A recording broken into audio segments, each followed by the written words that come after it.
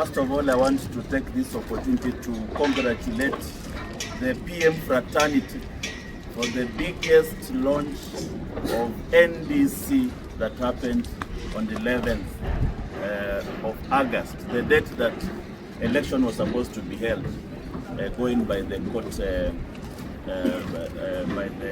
court order. This is the last and the new kid on the block. This is the last political party to be registered towards the next general election. It is the last because of the timelines that are allowed. So all those people who have been orphaned by the political order, you are now welcome to the new party. Those who did not get a space in ODM, this is now your new home. Those who are being called the tribalists within the DCP, you have a new home here. Those who cannot get a space and are tired of the UDA lies, you have a new home here. And those who have been perennially outside the political space because they did not have an agenda, you now have a party that has an agenda for the people. So all Kenyans, we are now officially on, and from the launch of NDC, we shall be traversing the country to popularize the party and to register massively new members. Our first rally will be in Tharaka-Nithi on 30th of this month. It is going to be the biggest rally that has ever been witnessed in Tharaka-Nithi since the world began. And from there we are going to Mombasa. We are going to help our chairman, who will be having a homecoming ceremony. The Coast region has gotten the position of chairmanship, and that is the first representative from the Coast region to be a chairman of any national party, not regional party, national party. So it is a big day for Teddy Mwabire as the chairman from Coast, representing the Coast region and the indigenous Coastarians who have suffered for many years under the hands of Joe. They are now going to be relieved through Teddy Mwabire. And from there, we'll go to Garissa. Our lady is here. The chairperson of campaign will be inviting us to Garissa again, another big day for the people of the Northeastern.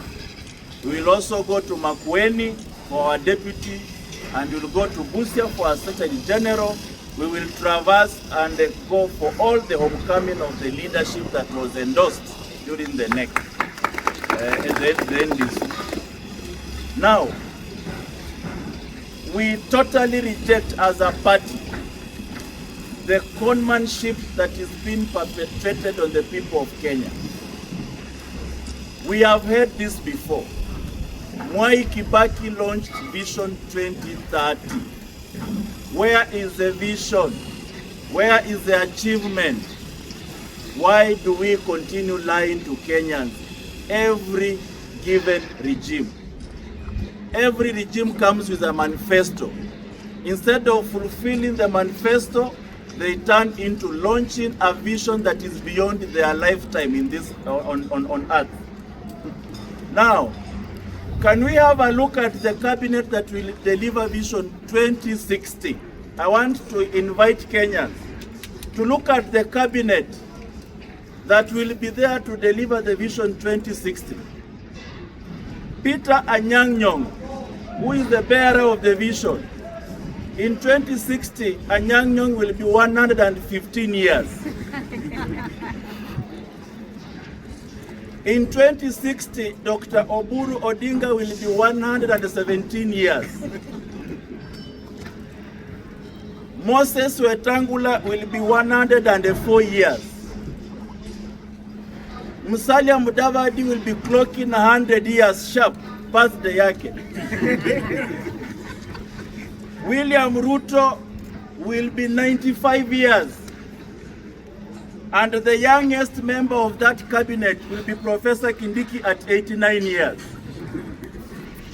We must stop joking with Kenyans.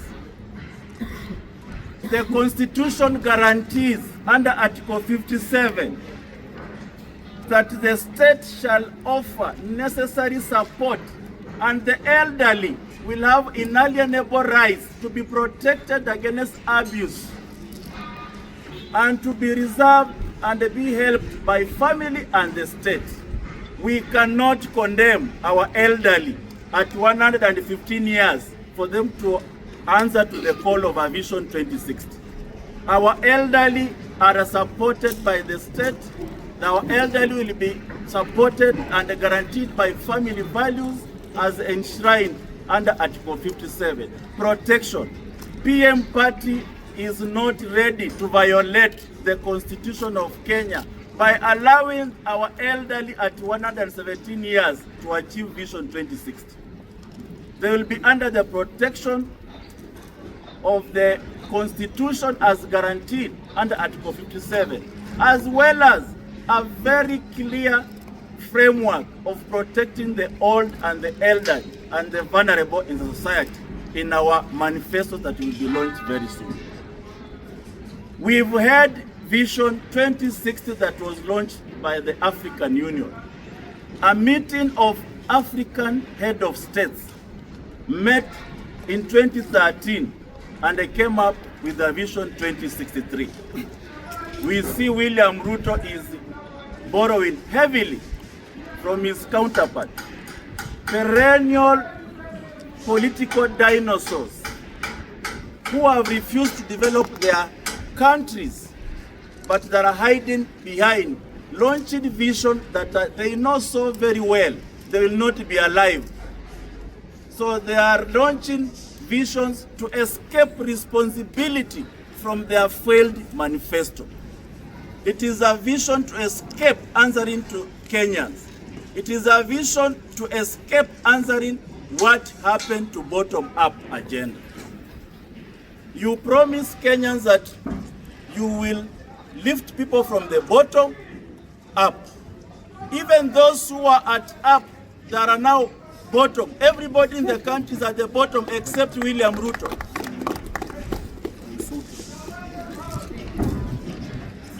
SHA, we need to know what guarantees SHA, the universal health care. We need to know what is happening to the education funding model.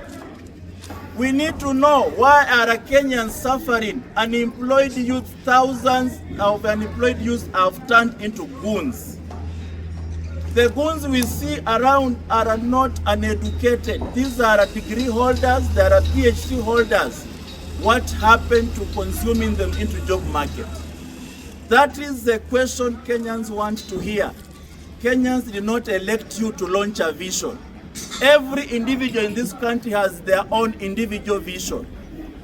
A country is managed and governed by a manifesto and a promise to the nation. A promise that must be binding within the 5 years that you've been allowed to rule. This is the reason why PM party refuses these planted lies from Ruto government. And we shall not allow the whole country to be messed up by few individuals who have borrowed from the old leaders of the African Union who lied to a whole continent that they are going to change Africa. And 13 years down the line, not even a single agenda in Vision 2030 of AU has been achieved. So today, we want the whole country to know there is a new kid on the block. You've been suffering. You've been under chaotic political environment. You've been under total lies. The launch of the People's Movement is going to cure this malady once and for all. For us and for the future generation. Thank you very much.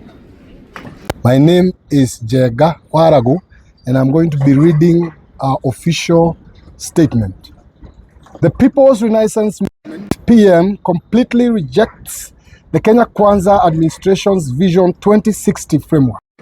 This 4-year-old project is not development.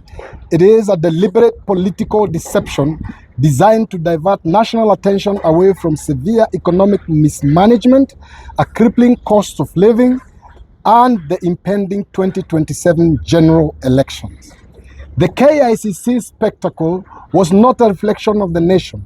It was a choreographed sideshow engineered from the beginning to serve the narrow political survival of the broad-based government. Filling an auditorium with hand-picked delegates to rubber stamp a predefined executive agenda cannot mask the suffering of millions of Kenyans. It is an insult to plan for 4 decades away of immediate targets. The Ruto administration has dismantled President Mwai Kibaki's functional Vision 2030 blueprint by breaking the debt ceiling, starving the private sector with unpaid pensions, and stalling flagship projects like Galana Kulalu through corruption. Simultaneously, the bottom-up economic transformation agenda, better known as BETA, has collapsed into an oppressive and predictable over-taxation regime that drives away investment. Local businesses are collapsing under punitive levies on fuel, raw materials, and basic commodities, while public health care and affordable education have catastrophically failed. A leadership that cannot manage a basic 5-year mandate lacks the moral authority to draw up a multi-decade roadmap. This administration operates on broken promises, phantom jobs, and public relations exercise. Kenyans will not trust long-term pronouncements from a regime that speaks of first-world economy while citizens face routine abductions, extrajudicial crackdowns, and peaceful dissent, and a retreat into democratic darkness. The PM alternative, practical solutions for today: independent debt audit, implement an immediate moratorium on non-classical borrowing, and forensically audit all public debt. For growth tax reform, roll back punitive levies on fuel and basic commodities to lower the cost of living and stimulate local production. Agricultural subsidies, redirect state funds into direct transparent inputs for smallholder farmers to guarantee food security. Austerity at the top, slash non-essential executive travel budgets, hospitality allowances, and redundant political appointments to fund healthcare. We demand that the state immediately halt the diversionary public relations campaign surrounding Vision 2060. The executive must instead provide a transparent audit report on the failures of Vision 2030. The conversation Kenyans want to have with William Ruto is not about 2060. It is a conversation at the ballot vote on August 27th. PM is fully mobilized to lead the charge of clean, structural rebirth of our nation. This is only but a show of intention. And I would like to end with a quote from Samuel Johnson: "The road to hell is paved with good intentions." Thank you. Good afternoon.